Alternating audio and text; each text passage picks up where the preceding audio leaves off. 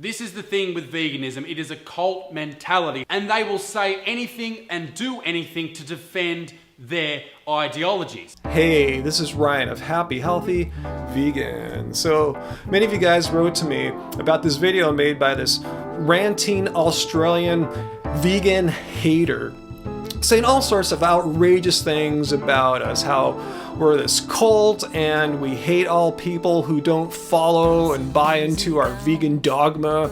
And he just makes a bunch of silly points, which I'll easily disprove here.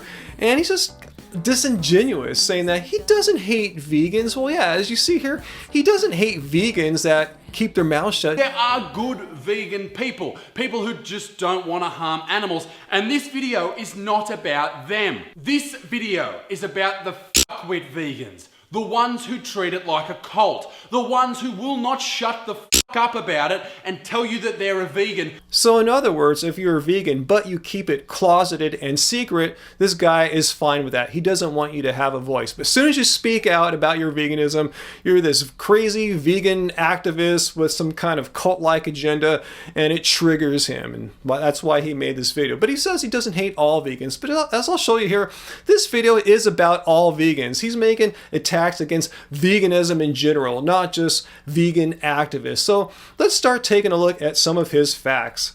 Without meat consumption and violence to animals over time, human evolution may never have happened at all. Did you just say that if humans were never violent towards animals, human evolution would have never happened at all? Let's see your evidence. In fact, studies, including one from Harvard University, had two scientists hypothesize that meat consumption was directly correlated to the growth of the human brain.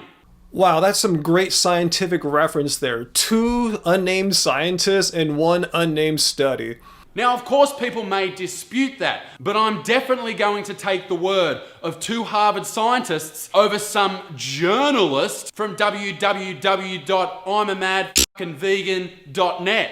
Well, since he takes it that Harvard scientists are the be-all, end-all when it comes to science, let's go actually find what a Harvard scientist says about this matter. Richard Reagan, professor of biological anthropology at Harvard University, has been researching for several decades exactly what foods increased humans' brain sizes in our evolutionary past. And he's found that it could not have possibly been meat. It just was not abundant enough in Africa at this critical point in our past. Instead, it was cooking plants, specifically tubers, starchy tubers.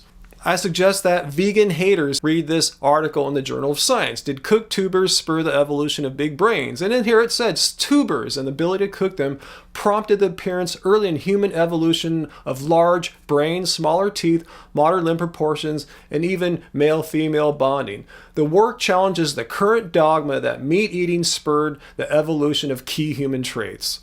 And if reading scientific journals is a little too challenging for you vegan haters, you can read some nice summaries here on Neuroscience News and NPR.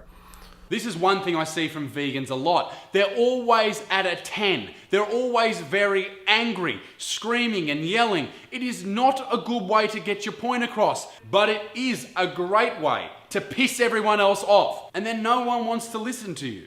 So being angry, screaming, and yelling, something that all vegans do, according to him, is not a good way to get our point across. Let's take some examples from him as to how to properly, most effectively communicate our points. The ones who will not shut the fuck up about it and tell you that they're a vegan before they tell you anything else about them. This one's for you, fuckwits. Now, my hatred for extremist, patriotic, fuckhead vegans was only reinforced recently. So great job. There's a nice, peaceful, loving, compassionate, non-confrontational way to communicate your message.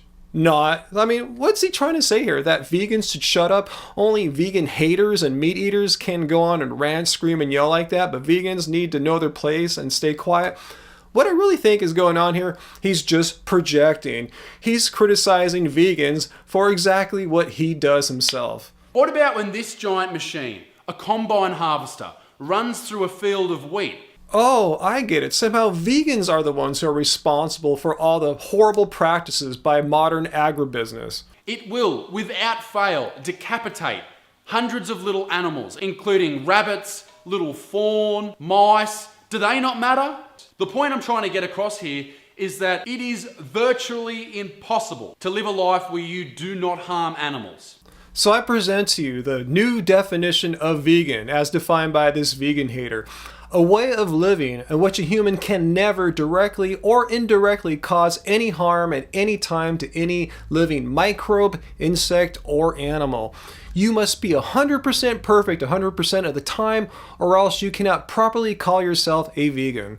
Fortunately, this guy doesn't work for the Vegan Society, who have a much better, much more universally accepted definition of veganism, which is a way of living which seeks to exclude as far as possible and practicable all forms of exploitation of and cruelty to animals for food, clothing, or any other purpose. So why do vegan haters like this even bother trying to come up with these absurd definitions of veganism? I'll tell you, it's to make them feel better. If they can somehow rationalize, hey, vegans need to eat plants, and making plants causes some bugs and stuff to get killed, so that in their mind justifies they're killing hundreds of animals every year. Their conscious decision to choose, their intent is to kill animals. So, and there's just no comparison, because as the definition of veganism shows, we are consciously trying to not harm any animals as much as practically possible. So yeah, if a bug or a gopher gets scooped up on occasion in modern industrial agribusiness practices, that still doesn't justify killing animals intentionally. And I like to point out that not all plant food is grown in this sad monoculture way that he tries to insist that vegans are all eating from. I mean, it's common knowledge that you can have farms where they don't even till the soil. Nothing is getting killed. For over 100 years, we've been plowing and tilling the land here in the US, and that has degraded the soil.